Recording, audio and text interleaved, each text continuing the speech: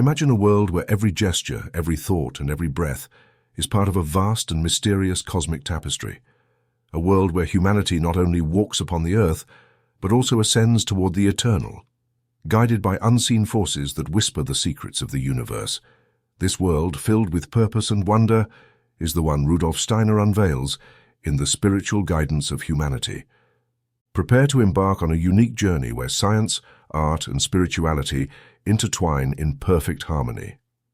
As you delve into these pages, you will discover how humanity is deeply connected to higher realms, the rhythms of the stars, and the infinite wisdom of the spirit. Steiner invites you to explore the hidden forces that shape our existence, the mysteries of the soul, and the grand destiny that awaits us as a species. This text is not just a guide, it is a portal to a transformative vision of life. Open your mind, awaken your heart, and let the light of knowledge guide you toward a deeper understanding of yourself and the universe. Are you ready to discover your place in the great cosmic design? The journey begins now. Preface. In the following pages, the content of several lectures I gave in Copenhagen last June in connection with the general meeting of the Scandinavian Theosophical Society is reproduced. The material presented here was directed to an audience already familiar with my books, Theosophy and Occult Science. This work presupposes similar knowledge, as it is based on the foundations outlined in those two books. To anyone unfamiliar with these premises, this work may seem like an odd overflow of mere fantasy, but the aforementioned books point to the scientific foundation of everything claimed in the present text. I have completely rewritten the stenographic report of the lectures. However, my intention in publishing them has been to preserve the character given in the oral presentation. This is mentioned especially because, in general, I believe that the form of a work intended for reading should differ greatly from that used in speaking. I have expressed this principle in all my previous writings that were meant for the press. If, in this case, I have worked on my theme in closer relation to the spoken word, it is because I have reasons to allow this work to appear at this juncture, and an adaptation fully in line with the previous rule would have taken much more time. Rudolf Steiner, Lecture 1. A man who reflects on his own nature soon becomes aware that there exists within him a second I that is more powerful than the one limited by his thoughts, his feelings, and the fully conscious impulses of his will. He realizes that he is subject to this second I as to a higher power. It is true that at first he may feel it as an inferior entity compared to the one limited by his intelligent soul and fully conscious, with its inclinations toward good and truth. And at first he will strive to overcome this inferior entity. But a closer examination of himself may reveal something more about this second I. If, often in the course of our lives, we conduct a sort of survey of our actions and experiences, we make a singular discovery about ourselves. And the older we get, the more significant this discovery seems. If we ask ourselves what we did or said in a certain period of our life, it turns out that we have done many things that are only truly understood in later years. 7 or 8 years ago, or perhaps 20 years ago, we did certain things, and we know very well that only now, much later, our intellect is mature enough to understand what we did or said during that earlier period. Many people do not make such discoveries about themselves because they do not seek them, but it is often extremely beneficial to maintain such communion with one's own soul. Because when a man realizes that he did things in past years that he is only now starting to understand, and that before his intellect was not mature enough to comprehend them, at that moment something akin to the following feeling arises in the soul. The man feels protected by a good power that governs deep within his own being.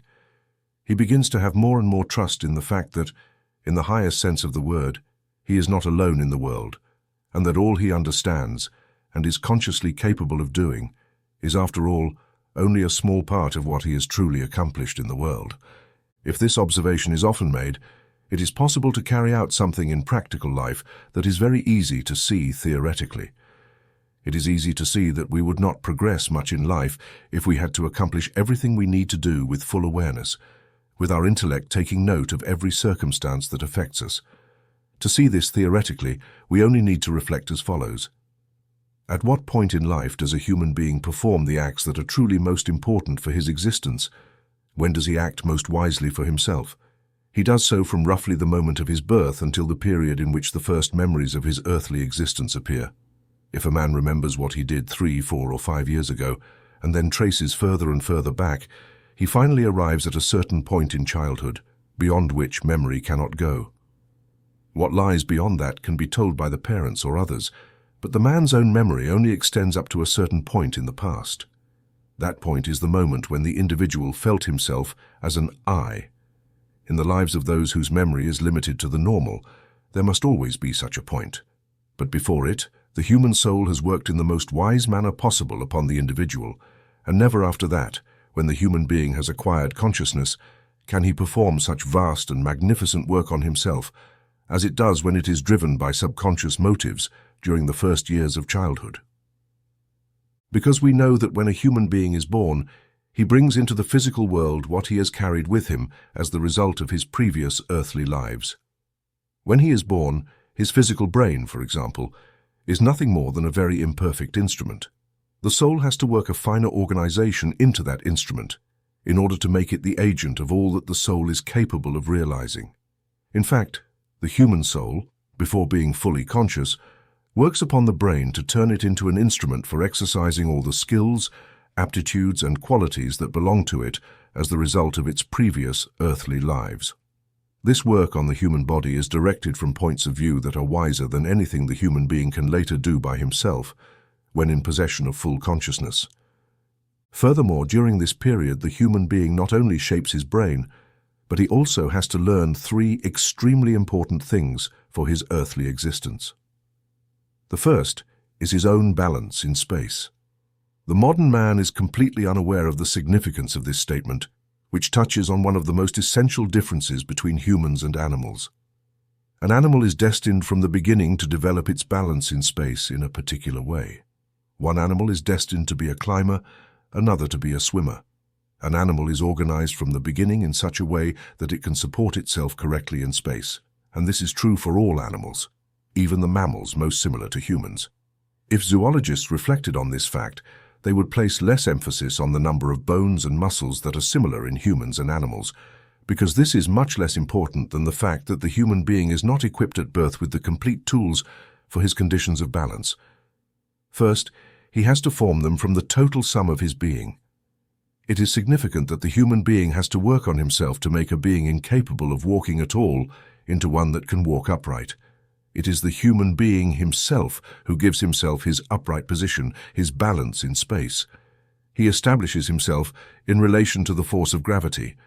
Obviously, anyone who has a superficial view of the issue might easily question this statement, and seemingly with reason. It could be said that the human being is as organized for his upright walk as, for example, a climbing animal is organized for climbing. But a more careful observation will show that it is the peculiar organization of the animal that causes its position in space. In the human being, it is the soul that relates itself to space and controls the organization. The second thing that the human being teaches himself is speech. Through speech, he enters into relation with his fellow human beings. This relationship makes him the vehicle of that spiritual life that pervades the physical world mainly through the human being. It has often been rightly emphasized that a human being, placed on a deserted island before they could speak and isolated from their fellow humans, would not learn to speak. On the other hand, what we inherit, what is implanted in us for use in later years, and is subject to the principles of inheritance, does not depend on a person's association with others. For example, hereditary conditions force a person to change their teeth at the 7th year. If a person were to grow up on a deserted island, they would still go through this process. However, one only learns to speak when the inner part of the soul is stimulated, which is carried over from one life to another. The seed for the development of the larynx, however, must be planted during the period when the human being has not yet acquired their ego consciousness. Before the point where memory begins, the seed for the larynx's development must be sown, so that it can become the organ for speech.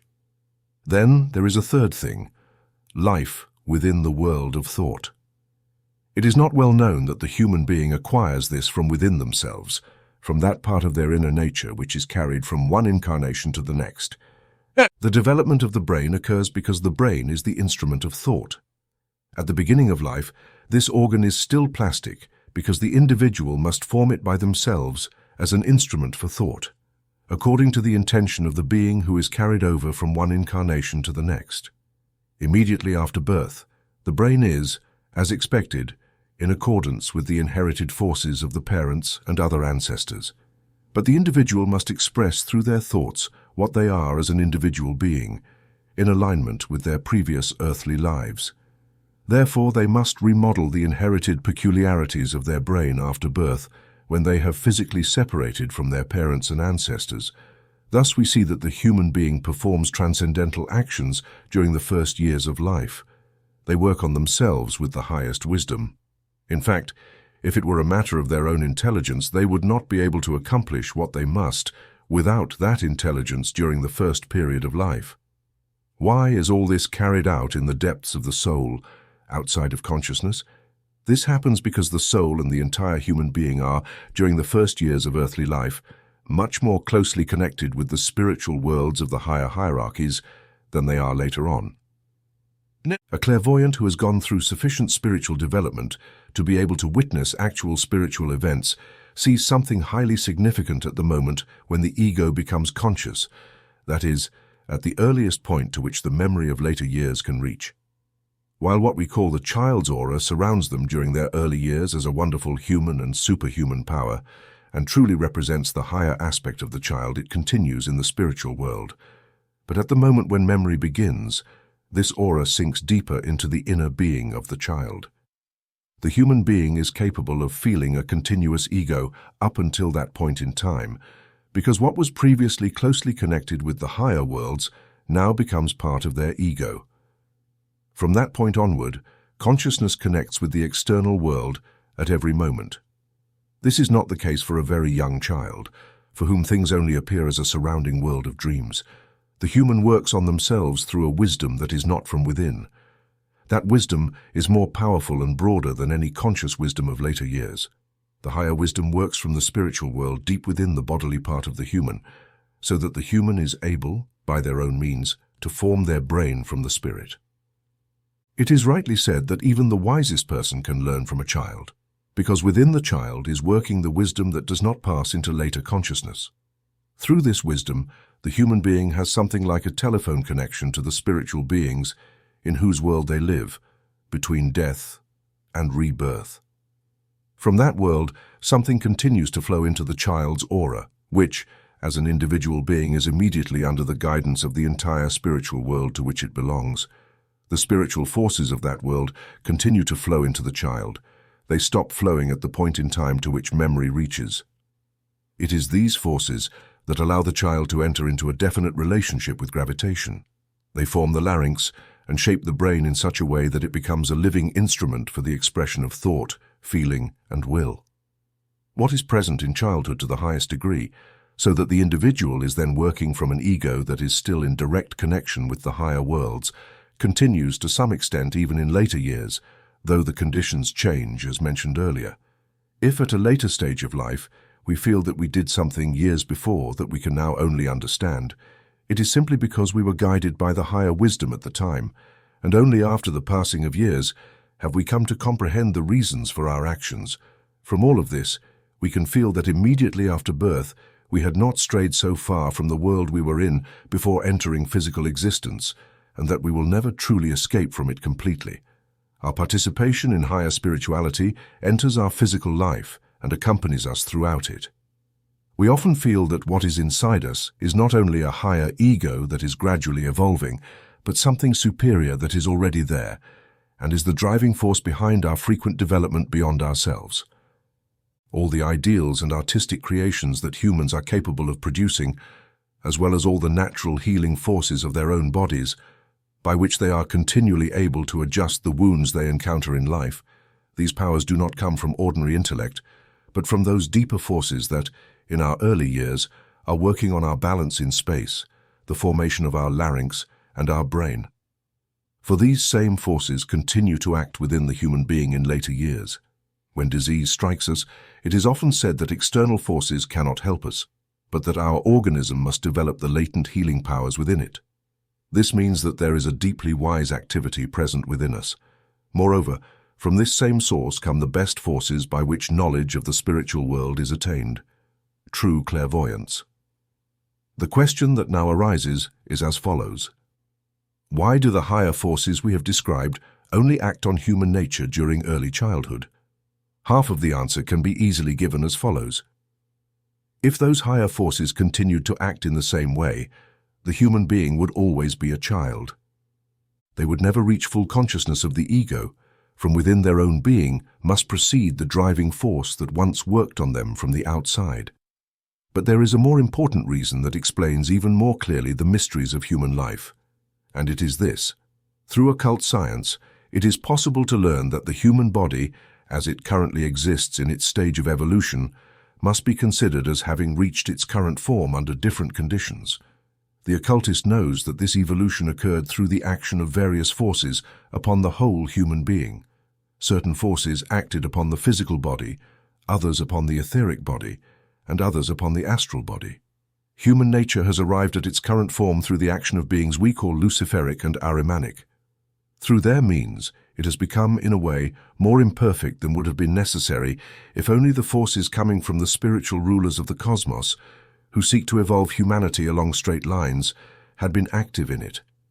The causes of pain, illness, and even death must be sought in the fact that, in addition to beings that evolve man along a straight path forward, there are also Luciferic and Ahrimanic spirits who continuously cross the line of proper progressive development.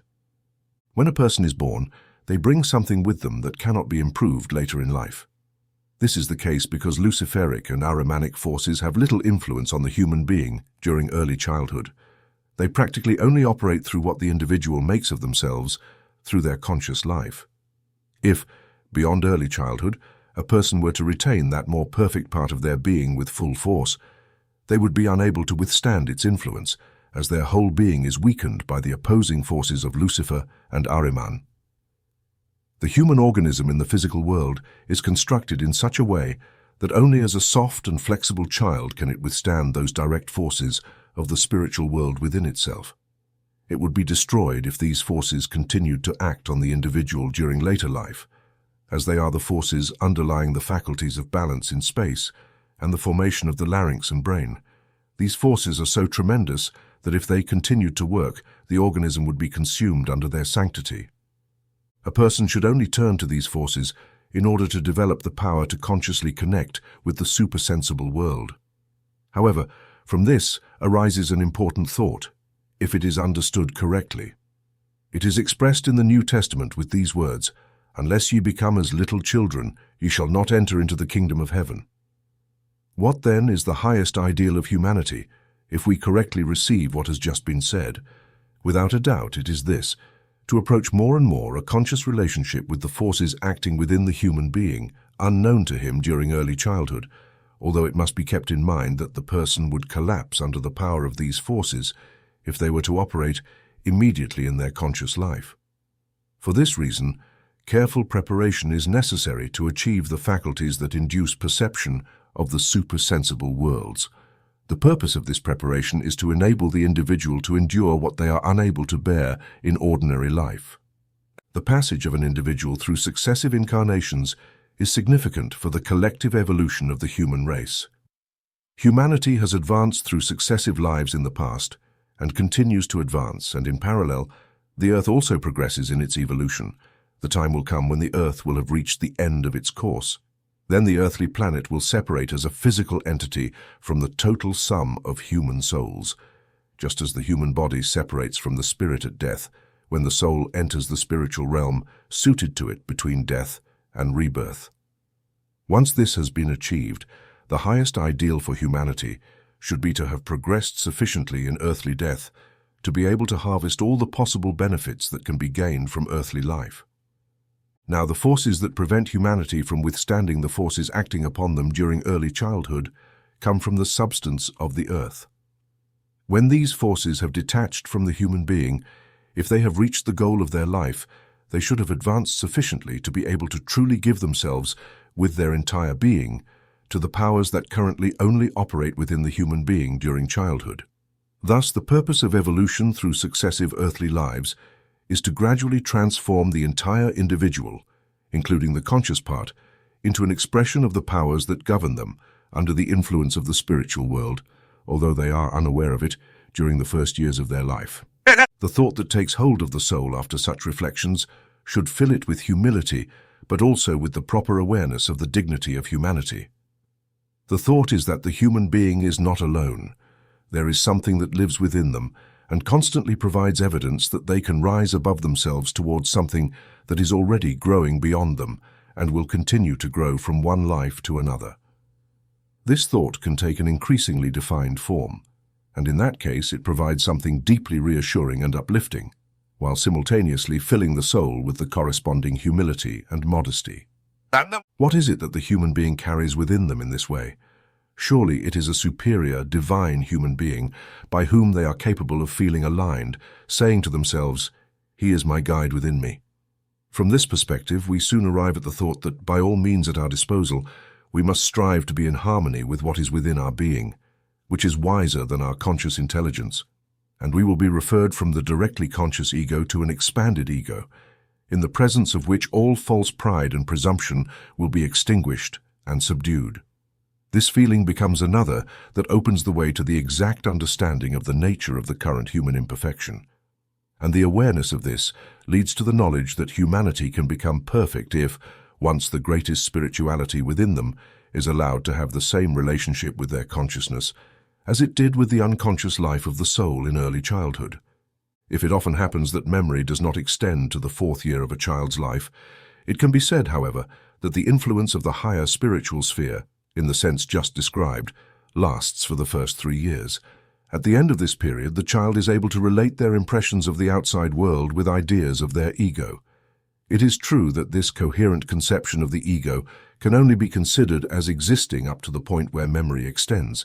However, we must say that, virtually, memory extends to the beginning of the 4th year, but it is too weak at the start of the ego consciousness to be perceptible. It can be granted that those superior powers which dispose of a human being in the first years of childhood may be operative for 3 years. Therefore, man, during the current middle period of the earth, is organized in such a way that they can receive these forces only during 3 years.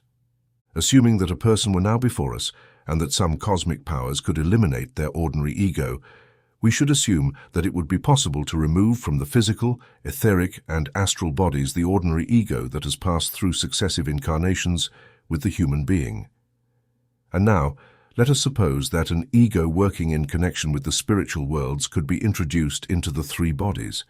What would happen to such a treated person?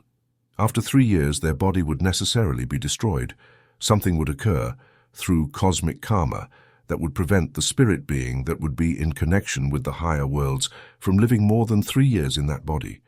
Only at the end of all their earthly lives will the human being have within them what will allow them to live more than 3 years with that spirit being.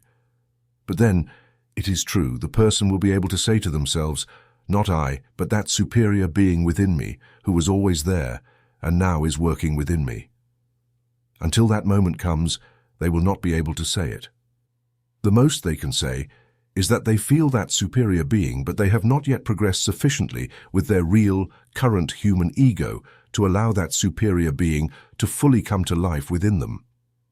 Supposing that at some point in the middle period of earthly time, a human organism were to come into the world, and later in life be freed from its ego by the action of certain cosmic powers, receiving in return the ego that normally only functions in humans during the first 3 years of life, and which would be in connection with the spiritual worlds in which humans exist, between death and rebirth. How long could such a person live in an earthly body? About 3 years, because at the end of that time something would arise through cosmic karma that would destroy that human organism.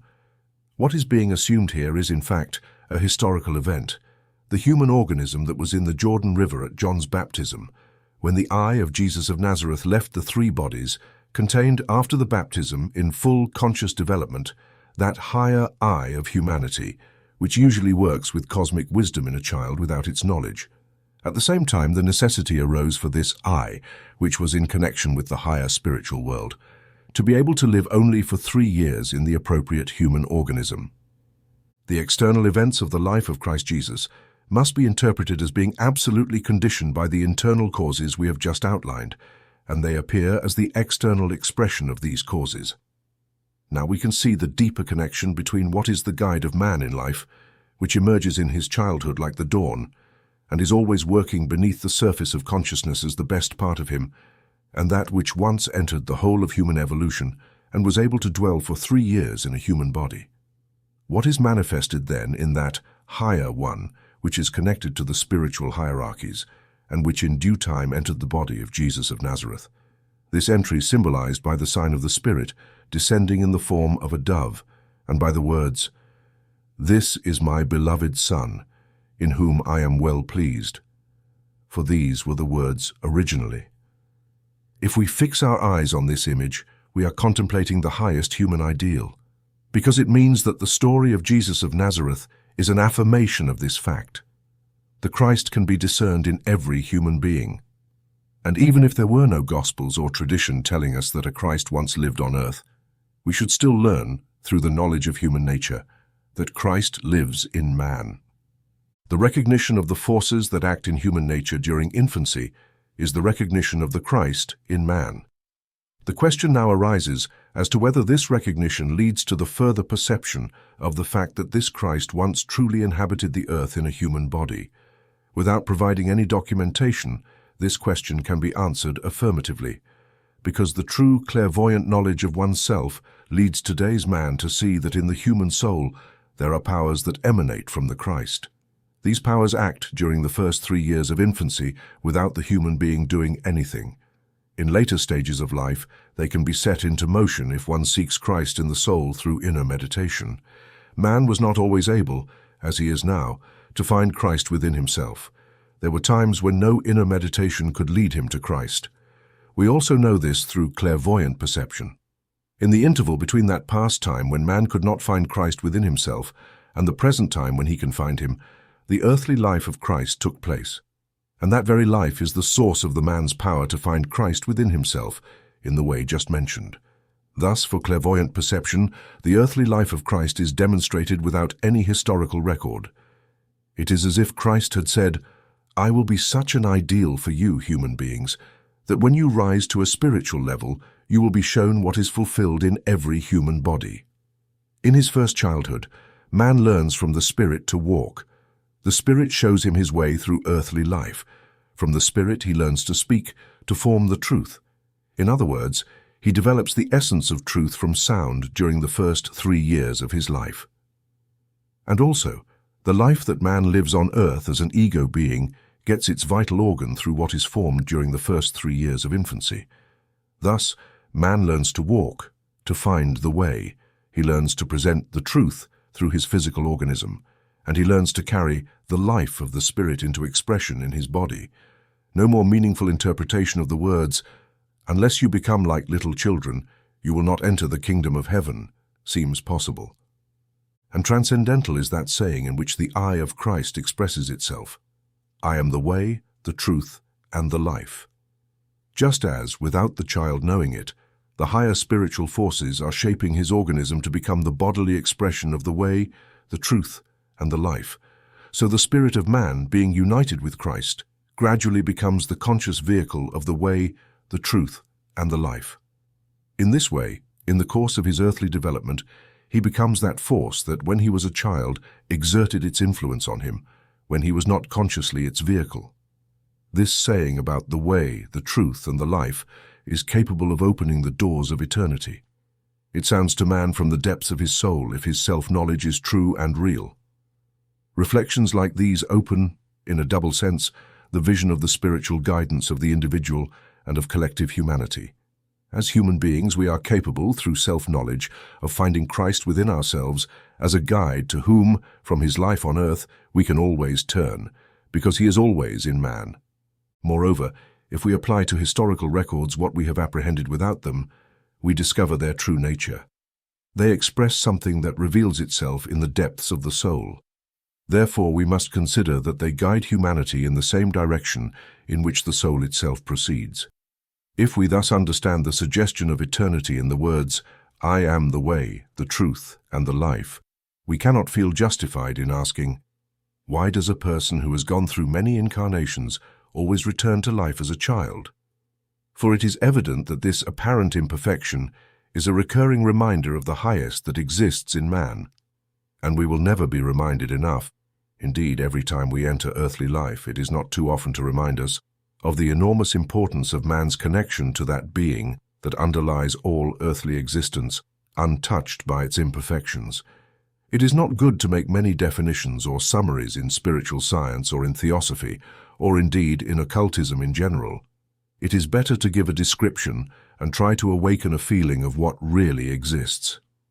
In this sense, we have tried to induce a feeling of what distinguishes the first 3 years of human life and how this relates to the light that emanates from the cross at Golgotha. The meaning of this feeling is that an impulse is traversing human evolution, and that through this impulse the Pauline saying, "Not I, but Christ in me," will become a fact. We only have to know what man is in reality to proceed from such knowledge to the understanding of the nature of Christ. However, once we have reached the idea of Christ, through true observation of humanity, we know that we discover Christ in the best way, if we first seek him in ourselves, and if we then return to the biblical records, we will value them correctly for the first time. And no one values the Bible more, or more consciously, than he who has found Christ in this way. It is possible to imagine a being, let's say, an inhabitant of Mars, descending to Earth without ever having heard of Christ and his work. Much of what has happened on Earth would be incomprehensible to the Martian.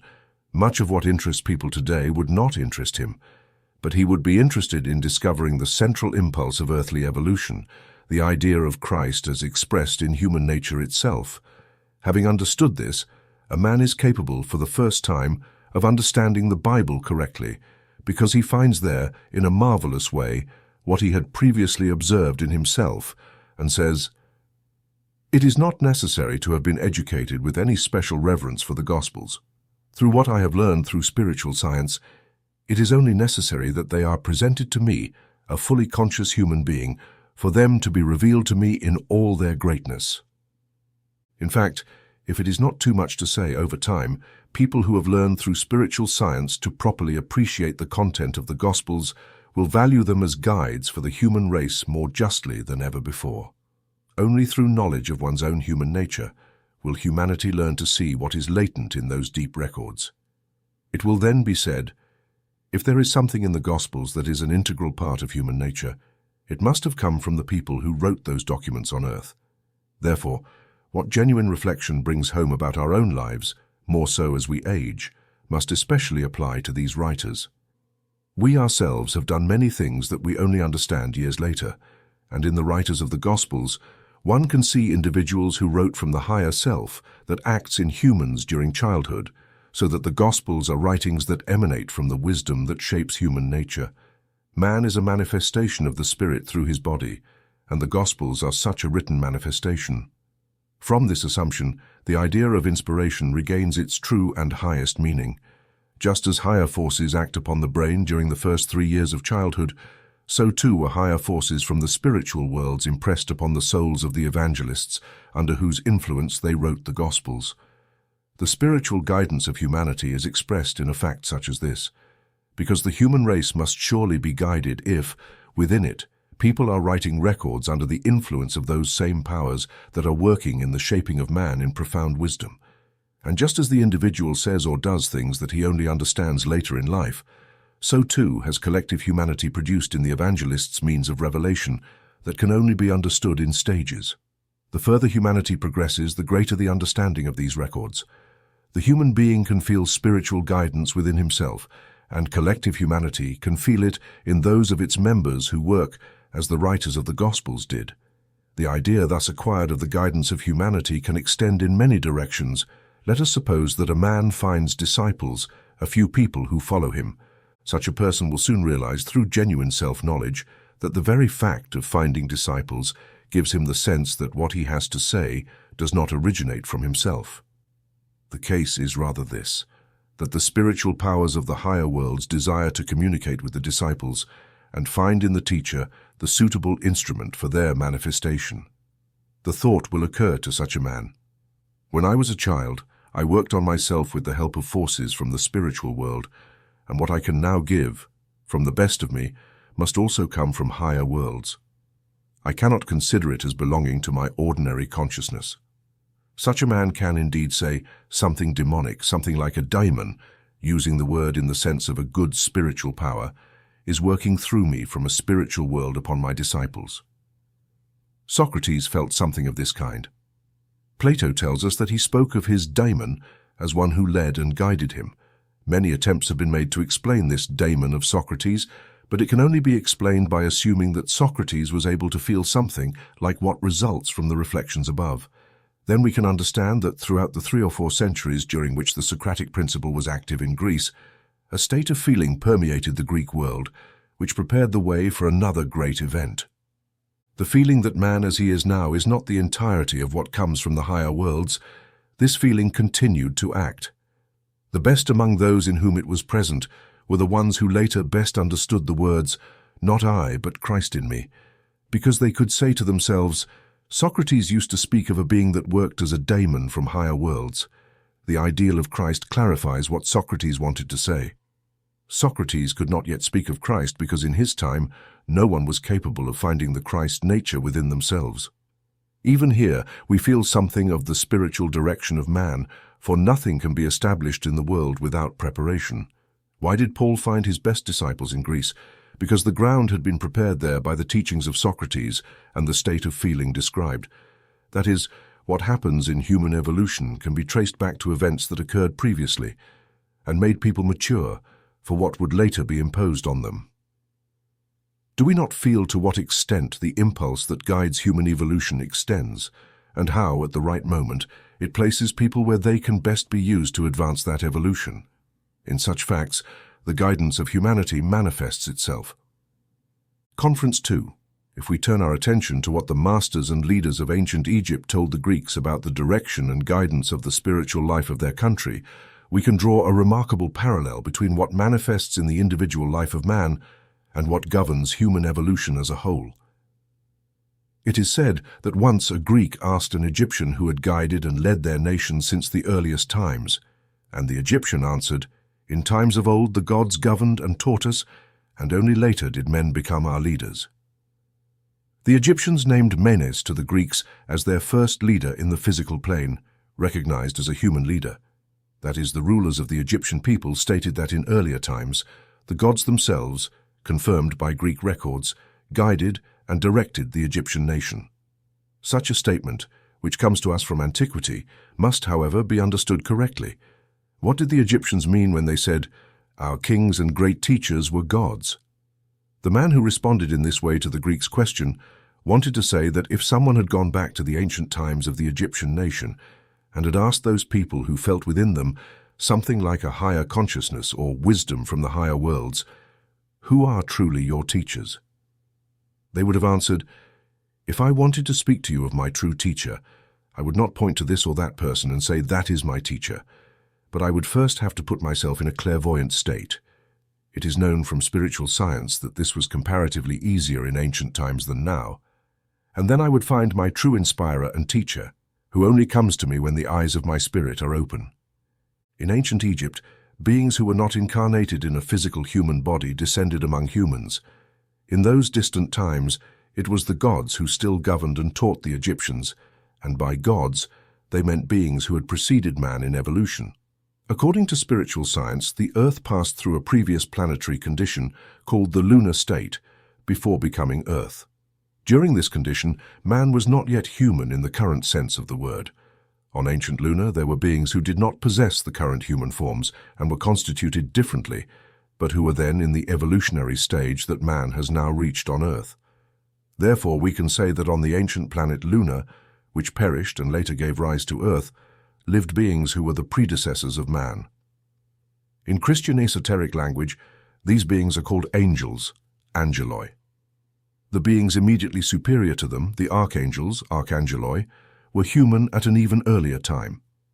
The angels, or angeloi in Christian esotericism, Dianic beings in Eastern mysticism, were men during the lunar period. Now, these beings, during the current Earth period, are one stage more advanced than man, meaning those who completed their evolution on the moon. Only at the end of the Earth's evolution will man have reached the stage that these beings had reached at the end of the lunar period. When the Earth's state began, and man appeared on Earth, These beings could not appear in a human external form, for the human body of flesh and bone is essentially a product of Earth and is only adapted to beings who are now human. The beings who are one stage more advanced than man could not incarnate in human bodies. They could only participate in the governance of Earth by illuminating and inspiring the men of primitive times who had reached the state of clairvoyance. Indirectly then, through those clairvoyant individuals, the angels intervened to guide the destinies of Earth. Thus, the ancient Egyptians still remembered a time when the most outstanding personalities of the nation were clearly aware of their connection to what are called gods, angels, or Dianic beings. Now, what kind of beings were these, who were not incarnated in a human form of flesh and bone but influenced humanity in the way we have described? They were the predecessors of man, advanced beyond the human stage. These days, much misuse is made of a word that can, in this sense, be applied in its true meaning, the word Superman. If we truly want to speak of supermen, it is these beings who can rightly be called so. Human during the lunar period, the planetary stage that preceded our Earth, they had already transcended humanity. They could only appear in an etheric body to clairvoyance. This is how they descended to Earth from the spiritual worlds and governed here even in such late times as the post-Atlantean era. These beings had and still have the remarkable quality of not being obliged to think. In fact, we might even say that they cannot think at all as humans do. How does man think then? More or less like this. He starts from a certain point and says, "I understand this or that," and from that point, he tries to understand other things. If this were not the method of human thought, the school period would not be such a difficult time for many. We cannot learn mathematics in one day, because we have to start at a specific point and gradually advance. This takes a long time. We cannot examine an entire world of thought at a glance, because human thought follows its course in time. A system of thought does not enter the mind in an instant. We must make an effort and strive to find the sequence of thought. The beings described earlier lack this human characteristic. A sequence of long-range thought enters their minds with the same speed that an animal decides to eat something that its instinct tells it is edible. Instinct and reflective consciousness are in no way distinct in these beings, they are one and the same. Just as animals have instinct in their stage of evolution, in their kingdom, so these Dianic beings or angels have direct spiritual thought and conceptions. Due to this instinctive inner life of conception, they are of a nature essentially different from that of human beings. Now, we can easily understand why it is impossible for these beings to use a physical brain or body like ours. They must use an etheric body, for the human body and brain only allow thoughts in time, while these beings do not develop their thoughts in time, but feel that the wisdom approaching them spontaneously springs up, so to speak, from within. It is impossible for them to think incorrectly in the way that humans do. Their thinking process is direct inspiration. Hence, the personalities who were able to come into contact with these superhuman or angelic beings were aware that they were in the presence of infallible wisdom. Therefore, even in such remote times as ancient Egypt, when the man who was the human teacher or king was in the presence of his spiritual guide, he felt that the order he was giving, the truth he was proclaiming, was literally correct and could not be wrong. This is also how those to whom the truths were transmitted felt. The clairvoyant guides of the human race were able to speak in such a way that people believed they were receiving exactly what descended from the spiritual world. In summary, there was a direct current descending from the higher spiritual hierarchies that directed humanity. Thus, what acts on the individual in early childhood can be seen acting on humanity in general in the form of the next world of spiritual hierarchies that hover over the evolution of humanity as a whole. This is the next realm of angels or superhuman beings who are one step above man and extend directly into the spiritual spheres. They bring to earth from those spheres what is worked out in human civilization. In the child, it is in the formation of the body where the higher wisdom leaves its imprint. In the human evolution of past epochs, it was civilization that matured in this way. Thus, the Egyptians, who described themselves in connection with the divinity, considered that the soul of humanity was open to the action of the spiritual hierarchies.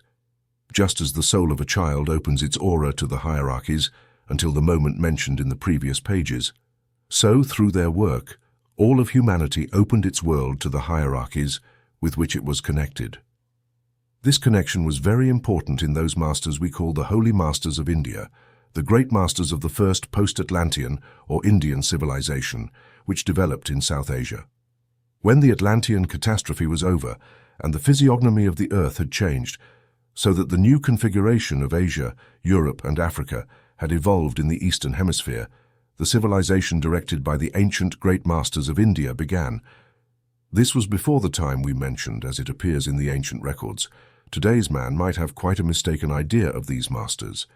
If, for example, one of the great Indian masters were confronted with an educated man of today, the latter would look at him with astonishment and perhaps say, "Is that a great master? I would never have thought so." The words intelligent or scholar in the sense of modern culture could not be applied to the holy masters of ancient India. They had nothing intelligent to say. They were simple, homely people who would have answered even the most mundane questions of daily life in the simplest possible way. There were many periods in which they could barely say anything that would not seem insignificant to a cultured person today. On the other hand, there were certain times when these holy masters revealed themselves to be more than simple, homely people. At those moments, they were required to be together in groups of 7, because what each individual was able to feel had to harmoniously combine with the feelings of the other 6 masters, like a 7-note chord. This was because it was then possible for each of them to see something according to their particular gift and level of development. Assuming we are able to decipher the true hidden records, we find that from the harmony of the separate parts that each individual was able to see, there emerged the primordial wisdom that reaches us from ancient times. These records are not the revelations of the Vedas, as much as we admire them. What the Holy Masters of India taught is much earlier than the composition of the Vedas, and what we have before us in these powerful works is but a faint echo of their wisdom. But when each of these men was in the presence of a superhuman predecessor of humanity, looking clairvoyantly towards higher worlds and listening clairaudiently to what was being taught to them by that predecessor, it was as if the sun was shining in their eyes. What they were then able to say had a profoundly overwhelming effect on their surroundings, so that everyone who heard them knew that it was not human life or wisdom speaking, but gods, superhuman beings who were influencing human civilization. Ancient civilizations reached their peak in this transmission of the knowledge of the gods to humanity. Only gradually, in post-Atlantean times, did the door to the divine spiritual world close, which had been wide open to the human soul during the Atlantean period. In the various countries and nations, it was felt that humanity was increasingly thrown back onto its own resources. What is revealed in the case of a child appears differently in humanity as a whole. The divine spiritual world first spreads into the unconscious soul of the child, and the soul works in the formation of the body. Then comes the moment when the child learns to feel an I, and it is at that moment that their memory in later life originates. This is what allows one to say that even the wisest of men can still learn something from the soul of a child. However, from this point onward, the individual is left to themselves.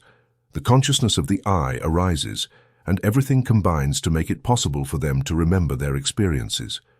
Similarly, in the life of nations, there came a time when they began to feel isolated from the divine inspiration of their early ancestors. Just as the child gradually moves away from the aura floating over their head in their early years, so, in the life of nations, the divine ancestors gradually withdrew, and humanity was left to its own research and knowledge. Menes was the Egyptian name for the one who inaugurated the first human civilization, and at the same time, it is suggested that humanity thus became prone to error, for from then on, they were allowed to seek guidance in the instrument of their brain. That man was susceptible to falling into error is symbolically indicated by dating the construction of the labyrinth at the time when humanity was abandoned by the gods, for the labyrinth is an image of the convolutions of the brain as the instrument of man's own thoughts, a maze in which the thinker is capable of getting lost. The Orientals called the thinking man Manas, and Manu represents the first great thinker. The Greeks called Minos the first organizer of the human principle of thought, and with him is associated the myth of the labyrinth, because it was considered that, from his time, humanity gradually passed from the direct guidance of the gods to a guidance in which the ego feels the influence of the higher spiritual world in a different way. In addition to these predecessors of man, the true superhumans, who had completed their humanity on the moon and had become angels, there are, however, other beings who did not perfect their evolution on the moon. The beings called Dianic in Eastern mysticism and angelic in Christian esotericism completed their evolution on the ancient moon, and when man began his earthly journey, they were already at a higher stage than his. But there were other beings who had not completed their evolution on the ancient moon, just as the higher categories of Luciferic beings had not completed theirs. When the earthly state of our planet began, man, as we have described, was not the only being. He also felt the inspiration of divinely spiritual beings. Otherwise, like a child, he would not have been able to progress. Therefore, in addition to these childlike human beings and acting through them, there must have been present on Earth beings who had completed their evolution on the moon. But between these and man were still other beings who had not completed their evolution on the moon, beings of a higher order than man, because already in the ancient lunar period they could have become angels or Dianic beings. However, at that time they had not reached full maturity. They were angels in an undeveloped state, but far surpassed man in everything that man called his own. In general terms, they are beings who occupy the lowest rank in the ranks of Luciferic spirits. They occupy an intermediate position between men and angels, and with them begins the realm of Luciferic spirits. Now, it is very easy to have a wrong idea about these spirits. One might ask why the divine spirits, the rulers of good, allowed them to fall short, thus admitting the Luciferic principle into humanity. And one could also object, for this reason, that surely the good gods made everything good. This question is obvious, and another misunderstanding that might arise is expressed in the idea that these are evil spirits. Both ideas are misunderstandings, for these spirits are in no way purely evil, even though the origin of evil in human nature is due to them. Since they are halfway between man and the Superman, they are in a sense more perfect than men. In all the qualities that human beings must acquire for themselves, these spirits have reached a high level, and they only differ from the predecessors of man described earlier, in that they can incarnate in human bodies while man evolves on Earth. This is because they did not complete their humanity on the moon. The true Dianic or angelic beings, who are the great inspirers of humanity, and to whom the Egyptians still referred as their teachers, did not appear in human bodies. They could only manifest through human beings. On the other hand, beings that occupy an intermediate position between humans and angels could still, in very early times, incarnate in human bodies. Therefore, among the human race that inhabited the earth during the Lemurian and Atlantean periods, there were individuals whose innermost spiritual nature was that of an angel in a delayed state.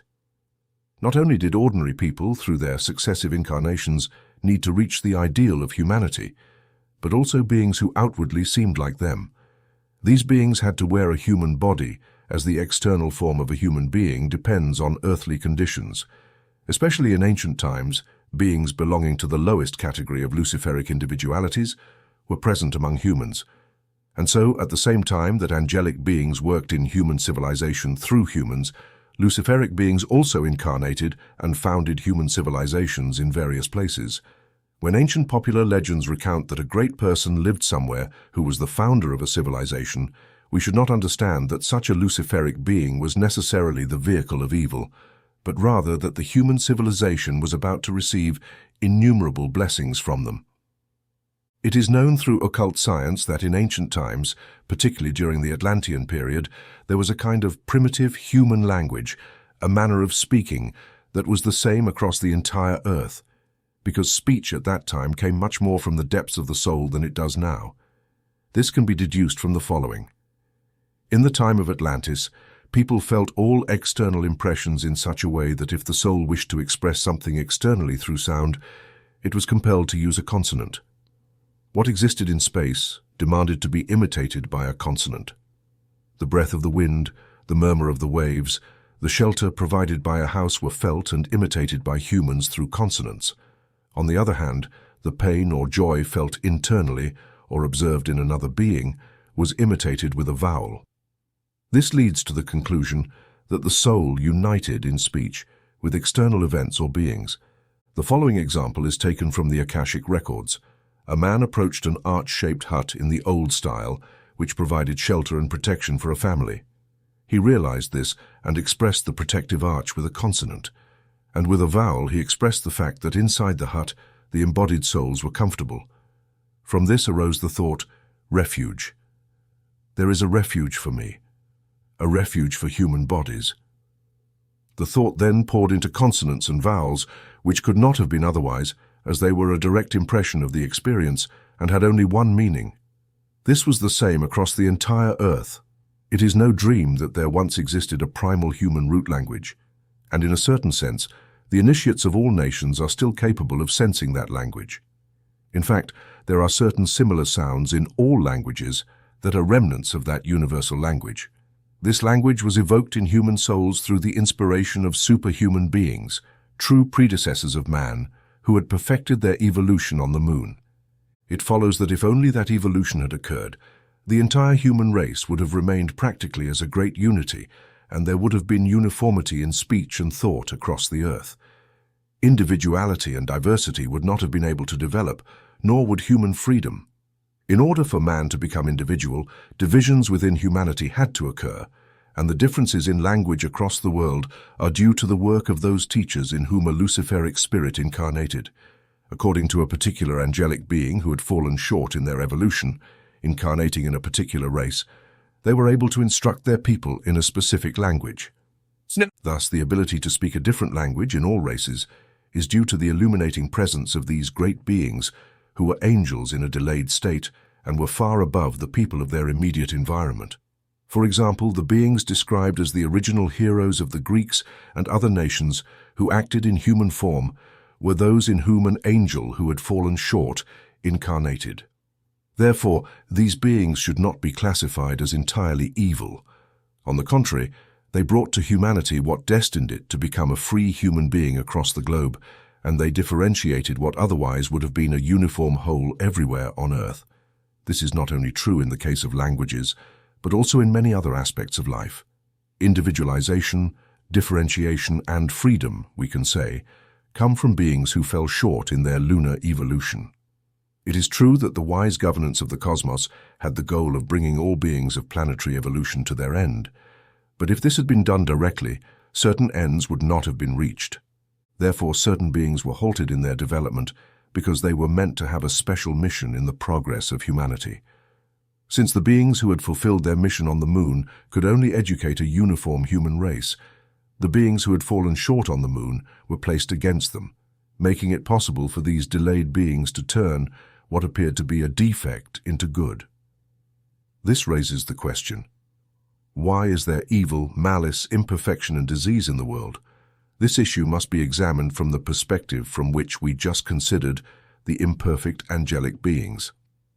Everything that at a given moment shows imperfection or delay will become good over the course of evolution. It is evident that this does not justify the bad actions of man. Why does a wise providence allow certain beings to lag behind and not reach their goal? There must be a good reason for it at the moment following the formation of such a purpose, for it was when nations were still unable to guide and govern themselves that the teachers of certain epochs and individuals emerged. And all the different racial teachers, Cadmus, Cheops, Pelops, Theseus, etc., are in one aspect angelic beings at the core of their souls. From this it follows that, also in this aspect, humanity is truly subject to direction and guidance.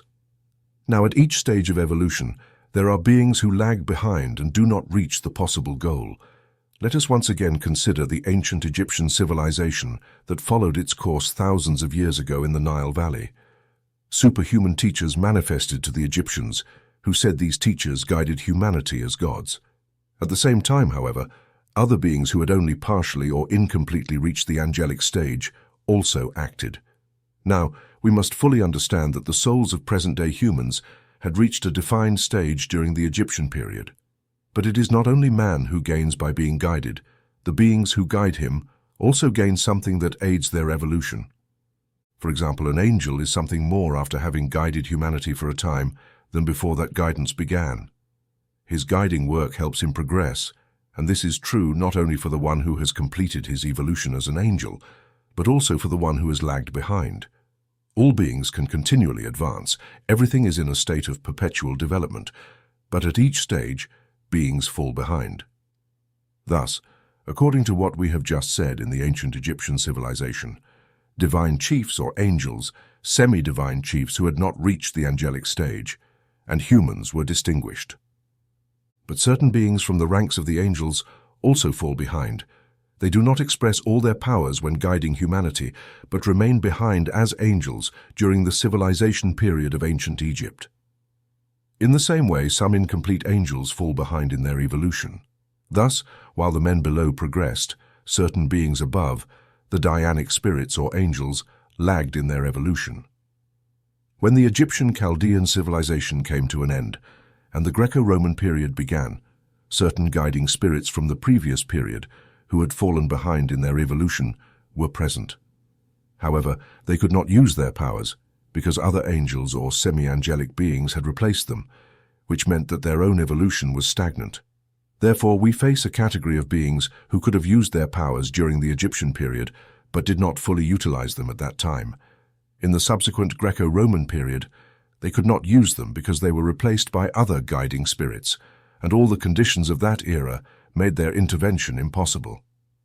But just as those beings who had not reached the angelic stage in ancient Luna were reassigned during the earthly period the task of intervening actively in human evolution, so too the beings who, as guiding spirits in the Egyptian Chaldean civilization, had stopped their development, had fallen behind, received the mission to intervene again in civilization. We may observe a later period of civilization in which the beings sent as guides are certainly there to direct the normal progress of evolution, but at the same time, other beings who had fallen behind in a previous stage intervene, and more particularly those who had lagged during the ancient Egyptian period. The civilization we are referring to is our own. We live in an era in which, alongside the normal directors of humanity, others who fell behind in the ancient Egyptian and Chaldean period intervene. Now we must consider the evolution of events and beings in such a way that the events in the physical world should only be seen as effects or manifestations, whose true causes must be sought in the spiritual world. On one hand, our civilization is largely marked by an upward movement towards spirituality, and this tendency of certain people towards spirituality is the manifestation of the spiritual directors of our contemporary humanity, who have reached their own normal stage of development. In all that tends to lead man toward the great spiritual truths, wisdom that theosophy transmits to us, these normal guides of our evolution are manifested. But the lost beings during the Egyptian Chaldean civilization are also affecting the trends of our time. They manifest in much of what is thought and done today and will reappear in the near future. They reveal themselves in everything that gives a materialistic stamp to our civilization, and often can even be seen in the aspirations for spiritual things. In our time, we are virtually experiencing a renaissance of Egyptian civilization. The beings who must be considered the invisible directors of what happens in the physical world are divided into two classes.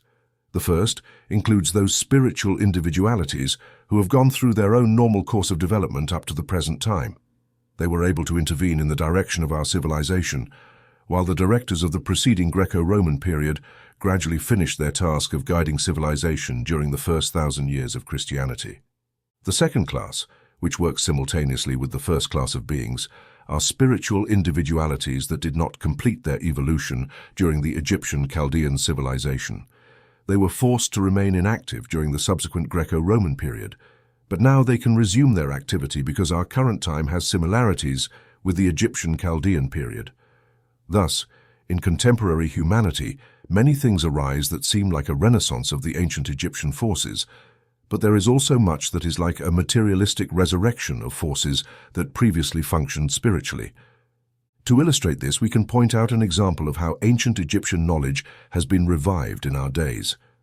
Think of Kepler. He was totally possessed by the feeling of the harmony of the cosmos, and this idea was expressed in his important mathematical laws of the mechanism of the heavens, the so-called Kepler's laws. In appearance, they are very dry and abstruse, but in Kepler, they were the result of understanding the harmony of the universe. We can read in Kepler's writings that, to discover what he did, he was forced to go to the sacred Egyptian mysteries, steal their temple vessels, and through this bring to the world a knowledge whose importance for humanity would only be known in later times. This statement by Kepler is not at all an empty phrase, but contains a faint awareness of a renaissance of what he had learned in the Egyptian period during a previous incarnation. We can certainly consider the idea that Kepler assimilated the ancient Egyptian wisdom during one of his previous lives, and that it reappears in his soul in a new form, adapted to a later time. That a materialistic impulse entered our civilization through the Egyptian spirit is quite intelligible, since Egyptian spirituality had a strong materialistic tendency, which found its expression, for example, in the embalming of the physical bodies of the dead. This meant that the Egyptian valued the preservation of the physical body. This has come to us from the Egyptian period in a different form, but corresponding to our time. The same forces that then had not followed their course affect our time, but differently. The mentality that embalmed the corpses gave rise to one that idolizes the merely material. The Egyptian embalmed the corpses and thus preserved what he considered valuable. He thought that the development of the soul after death was related to the preservation of the physical material body. The modern anatomist dissects what he sees and thinks that by doing so, he understands the laws of the human organism. Thus, the forces of the ancient Egyptian and Chaldean world live in our modern science. At that time, they were progressive forces. Now they lag behind, and they must be recognized for what they are if one wants to form a correct estimate of the character of the current era. These forces will harm modern man if he does not know their true meaning. If he knows their effect and consequently relates to them correctly, they will not harm him, but will be used to his advantage. They must be used, because without them, we would not have the great current achievements in technology and industry. They are forces that belong to the Luciferic beings of the lower stage, and the danger lies in the fact that, if they are not recognized correctly, it is thought that the materialistic impulses of the current age are the only possible ones, and the other forces that lead to the spiritual world are disregarded. For this reason, any clear diagnosis is certain to discern two currents of thought in the present era. Now, if a wise providence had not allowed certain beings from the Egyptian-Chaldean period to fall behind in their evolution, our contemporary civilization would have lacked the necessary weight. In that case, only the forces that would lead man to the spiritual world would operate as the main force. Men would be inclined to surrender to those forces and would become dreamers. The only life they would desire to know would be one that's spiritualized as quickly as possible, and their standard of action would be a vision of life that showed a certain degree of contempt for what is physical and material.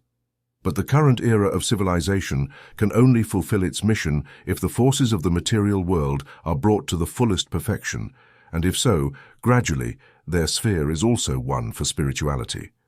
Just as the most beautiful things can become corrupting and tempting to humanity if pursued unilaterally, if this unilateral focus were to take root, there would be a great danger that all kinds of good efforts would manifest as fanaticism. While it is true that humanity is helped to progress by its noble impulses, it is also true that the wild and fanatical defense of the most noble impulses can bring about the worst outcomes regarding true evolution. Only when people strive to reach the highest with modesty and soundness, and not through wild fanaticism, can something beneficial for the progress of humanity occur. In order for the work done on Earth today to carry the necessary weight, and for the material beings of the physical plane to be understood, the wisdom that governs the world's leadership left behind those forces that would have normally completed their evolution during the Egyptian period, and it is these that now direct human attention to physical life. It is evident from what has been said that evolution takes place under the influence of both normally progressive beings and those who are lagging behind. Clairvoyance is capable of tracing the cooperation of both types of beings in the supersensible world, and thus can understand the spiritual events of which the physical facts surrounding humanity are manifestations. We observe that, to understand cosmic events, it is not enough to have spiritual eyes and ears open to the spiritual world through some exercise. This only means that we see what is there, that we are aware of the spiritual beings and know that they are entities from the world of souls or the spiritual sphere, but it is also necessary to recognize what kind of beings they are. We may encounter some being from the world of souls or spirits, but we do not necessarily know if it is progressing in its evolution, or if it belongs to the category of powers that have fallen behind, whether it is therefore advancing evolution or hindering it. Those who acquire clairvoyant abilities but do not simultaneously acquire a full understanding of the conditions of human evolution as we have described may know absolutely nothing about the nature of the beings they encounter. Mere clairvoyance must be complemented by clear judgment of what is seen in the supersensible world. This is urgently necessary, especially in our time, but it has not always been given as much attention. If we look back at very ancient civilizations, we find different conditions. If in the earliest Egyptian times, a person was clairvoyant and encountered a being from the supersensible world, the latter had, so to speak, it written on its forehead who it was. The clairvoyant could not confuse it. Now, however, the possibility of misunderstandings is very large. While in the early times humanity was still very close to the realm of spiritual hierarchies and could see with which beings it encountered, now it is very easy to be mistaken. The only protection against being gravely hurt is the effort to acquire ideas and conceptions like the ones described earlier. A person who is able to look into the spiritual world is esoterically called clairvoyant, but the mere fact of being clairvoyant is not enough, for such a person may be able to see quite well, though incapable of discriminating. Those who have acquired the ability to distinguish between various beings and events from the higher worlds are called initiates. Initiation brings with it the ability to distinguish between different types of beings. It is possible to be clairvoyant in the higher worlds without being initiated. In antiquity, distinguishing between spirits was not especially important, for when the ancient occult schools had led a student to clairvoyance, there was little danger of error. Now, however, this danger exists to a great degree. Therefore, in all esoteric training, care must be taken that, in addition to clairvoyance, initiation is also acquired. In proportion to the breadth of one's clairvoyance, one must become capable of distinguishing between the various types of beings and supersensible events. In modern times, the powers that guide humanity face the special task of achieving a balance between the two principles of clairvoyance and initiation. The leaders of spiritual formation necessarily had to pay attention to this at the beginning of the modern era. Therefore, the esoteric spiritual movement that adapts to current conditions always emphasizes maintaining the correct proportion between clairvoyance and initiation. This became necessary at the time when humanity was going through a crisis concerning its higher knowledge. It was the 13th century. Around the year 1250, humanity felt most isolated from the spiritual world. A clairvoyant looking back at that period sees the following. The most eminent minds of that time, striving to reach some kind of higher knowledge, could only tell themselves, what our reason, intellect, and spiritual knowledge can ascertain is limited to the physical world around us. With all our human effort and powers of perception, we cannot reach the spiritual world. We only know it by accepting the information about it passed down to us by our ancestors. It was the time when direct vision of the higher worlds was obscured. It is not insignificant that this can be said of the time when scholasticism flourished. Around the year 1250 was when men were forced to set a limit between what they were capable of apprehending by themselves and what they had to believe based on the impression left on them by traditions handed down to them. What they could ascertain by themselves was then limited to the physical world of the senses. Later, however, came the time when there were more and more possibilities of once again having a vision of the spiritual world. But the new clairvoyance was of a different type than the old, which practically disappeared by the year 1250. In the new form of clairvoyance, Western esotericism was forced to strictly maintain the principle that initiation should guide spiritual sight and hearing. This was the special task assigned to an esoteric current that then entered the flow of European civilization. As the year 1250 approached, a new type of guide to the supersensible worlds emerged. This guide was prepared by the spirits who were behind the external historical events, and who, centuries earlier, had foreseen the type of esoteric training that would be necessary given the conditions prevailing in 1250. If the term modern esotericism is not misapplied, it can be used to describe the spiritual work of those highly evolved personalities. External history knows nothing of them, but what they did is evident in every form of civilization that has developed since the 13th century.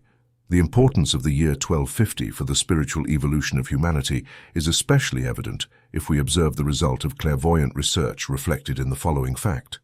Even those individualities who had reached advanced stages of spiritual development in previous incarnations and who reincarnated around 1250 were forced for a time to experience complete cloudiness in their direct vision of the spiritual world. Quite enlightened individuals were as if isolated from the spiritual world, and their only knowledge of it was through the memory of previous incarnations. Thus, we see how necessary it was that from that point onward, a new element be introduced into the spiritual guidance of humanity. This element was true modern esotericism.